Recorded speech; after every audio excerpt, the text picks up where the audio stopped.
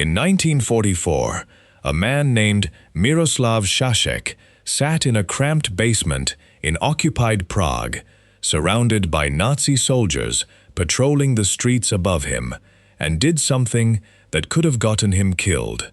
He wrote, not a manifesto, not a coded message to the resistance, just a letter to his wife, who was hiding somewhere on the other side of the city. He had no telephone, no radio, nothing that connected him to another human being, except a small glass bottle of ink and a pen he had been carrying in his coat pocket for 3 weeks. He wrote by the light of a single candle. He sealed the letter.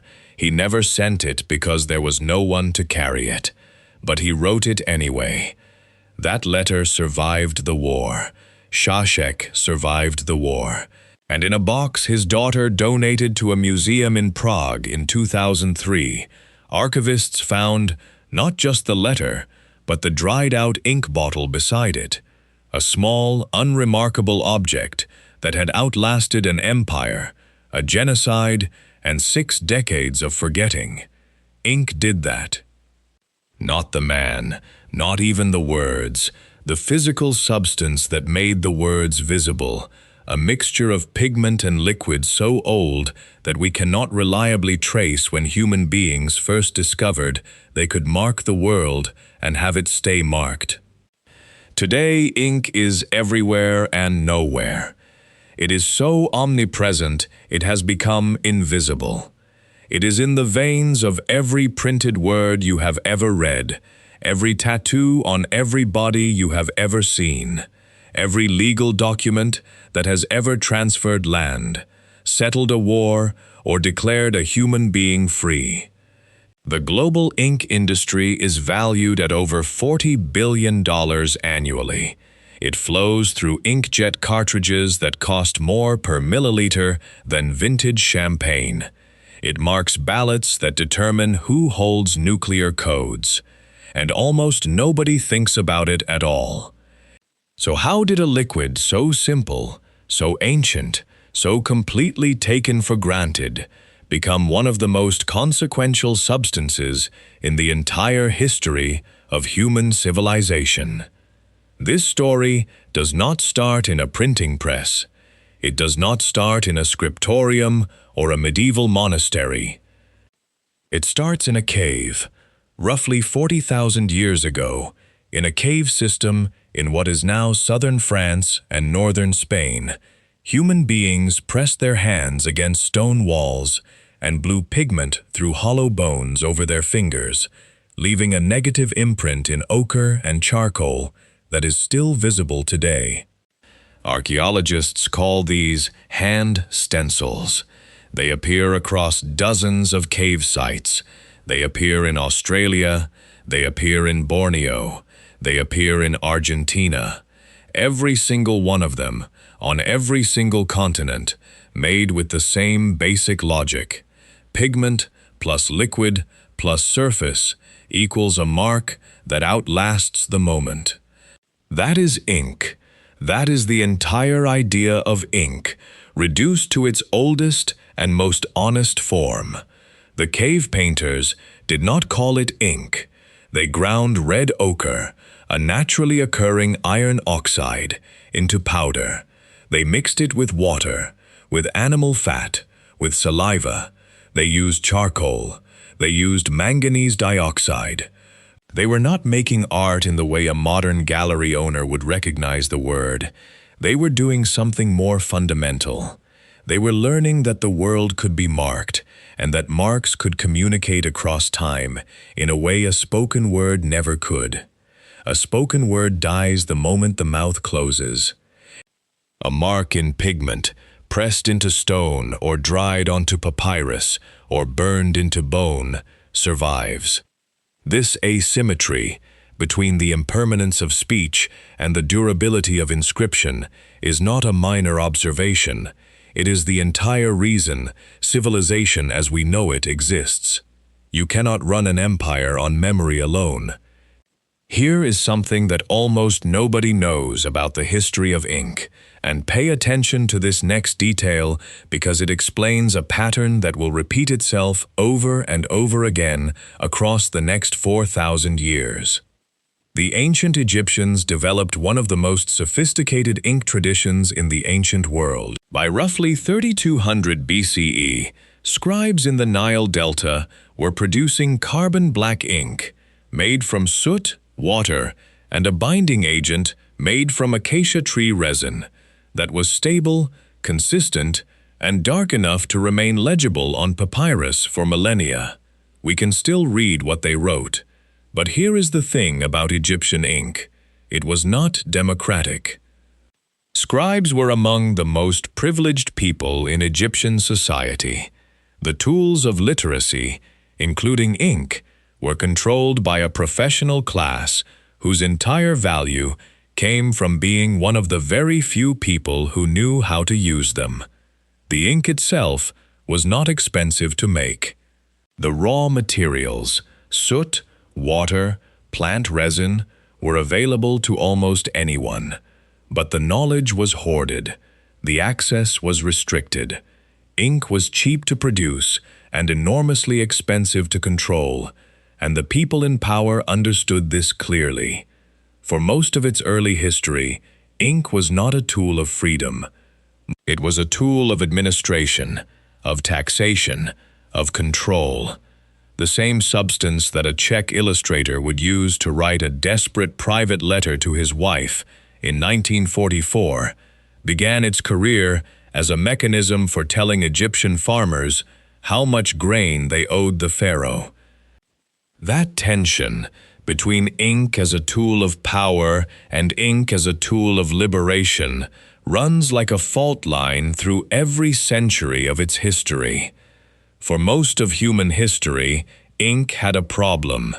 Ink and surface were in a kind of arms race. Egyptian ink worked beautifully on papyrus. It worked poorly on almost everything else. Roman scribes used carbon-based ink on wax tablets, which you could smooth over and reuse. Efficient but impermanent. Parchment, made from dried animal skin, required different formulations entirely, because the fat content of the surface would reject certain pigments the way water rejects oil. Every surface demanded a different ink. Every ink was a specialist. Then, somewhere between the 4th and 6th centuries CE, monks working in European and Byzantine scriptoria began experimenting with a formulation that would eventually be known as iron gall ink, and everything changed. Iron gall ink is made from oak galls, the small round growths that wasps produce on oak trees when they lay eggs in the bark, combined with ferrous sulfate, a mineral compound, and a binding agent. When the two main components react together, they produce a liquid that begins pale and blue-gray, but darkens dramatically as it oxidizes on the surface, bonding at a chemical level with the fibers of the parchment or paper beneath it. It does not sit on top of the surface the way carbon ink does. It becomes part of the surface. This is why letters written with iron gall ink 1,400 years ago are still sharp and legible today. This is why the original manuscripts of J.S. Bach's compositions, written in iron gall ink, still show every note he scratched out and reconsidered. This is why the American Declaration of Independence, which used an iron gall formulation, is still physically readable, although barely, because iron gall also has a documented tendency to eventually eat through the very paper it bonds with, a flaw that conservation scientists are still racing to address today. A substance that writes forever, but slowly destroys what it writes on. The history of ink is full of these kinds of problems that look like solutions. In 1440, a goldsmith from Mainz, Germany, named Johannes Gutenberg, assembled a machine that most historians consider the most consequential single invention in the history of the Western world. He did not invent the printing press. Screw presses had existed for centuries, used to press grapes and olives. He did not invent movable type. Bisheng in China had developed ceramic movable type roughly 400 years earlier, and wooden type was already in use across East Asia. What Gutenberg invented was an ink. This sounds like an exaggeration. It is not. The problem with printing from a press, as anyone who had tried before Gutenberg quickly discovered, was that existing inks were completely unsuitable for the process. Water-based inks like iron gall soaked into paper too quickly and spread. They bled. They smeared under the pressure of the press. They dried unevenly. They produced pages that were blurry, inconsistent, and often illegible. Gutenberg spent years, some historians believe as many as a decade, developing an oil-based ink formulation using linseed oil and lampblack that was viscous enough to adhere to metal type, consistent enough to transfer cleanly under pressure, and fast-drying enough to allow sheets to be stacked without smearing. Without that ink, the press was a machine with no fuel. Without that ink, there is no Reformation. Martin Luther nails his 95 Theses to a church door in 1517, and it stays a local argument. But his theses get printed. They spread. Within 2 weeks, copies are circulating across Germany. Within 2 months, they are across Europe. The Catholic Church had controlled the reproduction of religious text for over a millennium. Gutenberg's ink dissolved that control in roughly 2 decades. Without that ink, there is no scientific revolution in the form it actually took, no rapid circulation of Copernicus, Galileo, Newton, no cheap printed books accumulating in the libraries of people who previously could not have afforded a single handwritten page. The Church understood this immediately. Among the first things established after Gutenberg's press spread across Europe was the Index Librorum Prohibitorum, the Catholic Church's official list of forbidden books. The first edition was published in 1559. It was, naturally, printed. Here is the part of ink's history that almost never gets told, and it starts with a Hungarian journalist sitting in a Budapest cafe in 1938, watching a newspaper being printed and noticing something that annoyed him. His name was Laszlo Biro.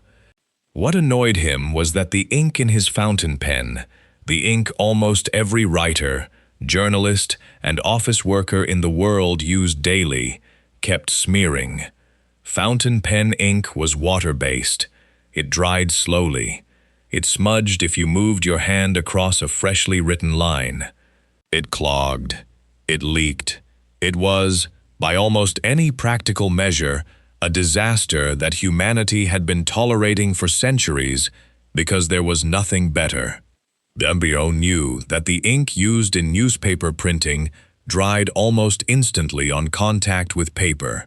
He also knew it was far too thick to flow through a traditional pen nib, so he designed a different kind of nib. He filed a patent in 1938 and, forced to flee Europe as a Jewish man in the path of advancing fascism, eventually made his way to Argentina.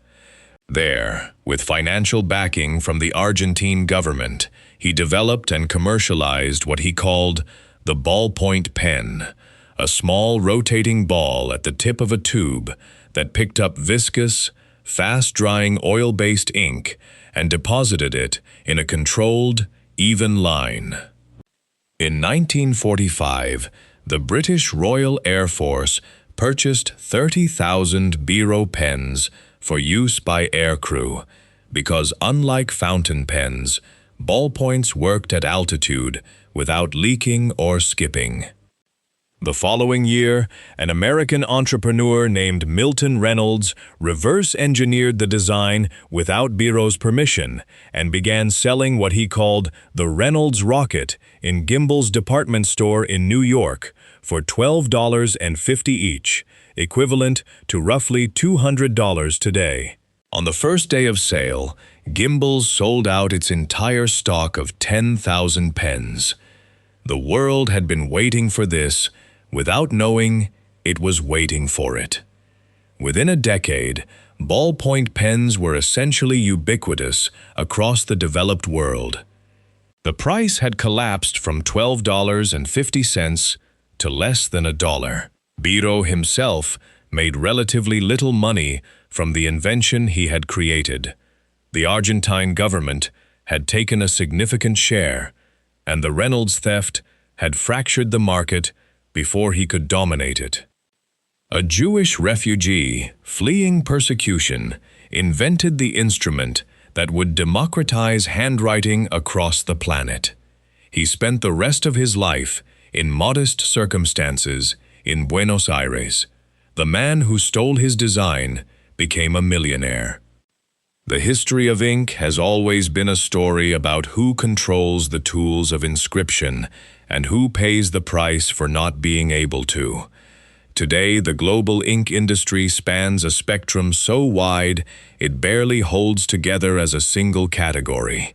At one end, inkjet printer cartridges. A standard black inkjet cartridge holds roughly 1 to 2 milliliters of ink. At typical retail prices, this works out to somewhere between $500 and $2,000 per liter. More expensive by volume than human blood, more expensive than most perfumes, more expensive than virtually any agricultural commodity on Earth. The ink itself costs the manufacturer a fraction of a cent to produce. The business model is the printer, sold cheaply or at a loss, to lock the customer into a proprietary ink supply chain. It is one of the most profitable per-unit margins in the history of consumer manufacturing. At the other end of the spectrum, tattoo ink, a substance that 20,000 years ago was pressed into human skin in the form of soot. The same substance, essentially, as the cave painter's pigment, is now a multi-billion-dollar global industry, regulated differently in virtually every country, and still not fully understood at the level of how specific pigment compounds interact with human immune systems over decades.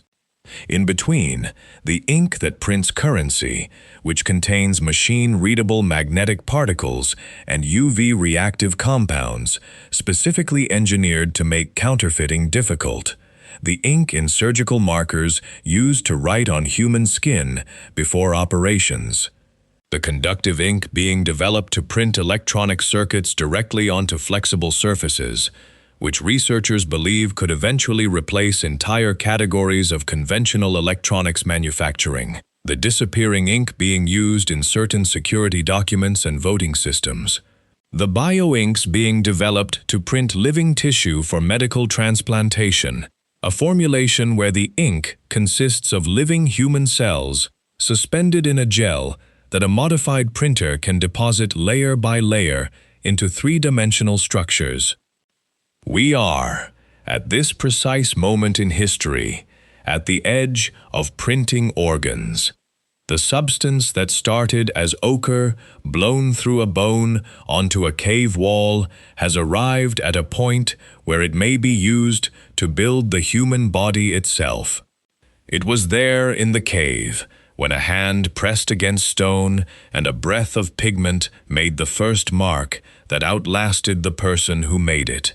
It was there on Egyptian papyrus, carrying the weight of an empire's grain counts and a scribe's carefully protected privilege. It was there in a monastery in the dark of the early medieval world, slowly eating through the parchment it was saving. It was there in Gutenberg's workshop, the missing piece that turned a press into a revolution. It was there when Martin Luther's words crossed a continent in 2 weeks and broke a church that had stood for 1,000 years. It was there when a Hungarian refugee at an airport in Buenos Aires put the finishing touches on a small rolling ball and changed how every human hand would write for the next century. It was there in a Prague basement in 1944, in a small glass bottle beside a candle, making words visible that had no way to travel, written by a man who needed to speak even when no one could hear. It was there on the skin of the astronauts who repaired the Hubble Space Telescope, tattooed on their bodies in the same basic logic as ochre on a cave wall. And it is here now, invisible inside the screen you are watching this on, invisible in the ink that printed the label on whatever is sitting beside you, invisible in the documents that gave you rights you take for granted, and the contracts that shaped the world you move through every single day. Ink is not a technology. It is not a product. It is the oldest answer to the oldest human question. How do I make something that will last? A question that every civilization, in every century, on every continent, has answered the same way. With a mark, with pigment, with a liquid pressed to a surface and left to dry, with ink. If any part of this changed how you think about something you use every day without thinking about it, let me know in the comments which part hit hardest. And if you want more stories like this, the hidden history of the ordinary things that shaped everything, hit subscribe, because there are a lot more of them coming. I will see you in the next one.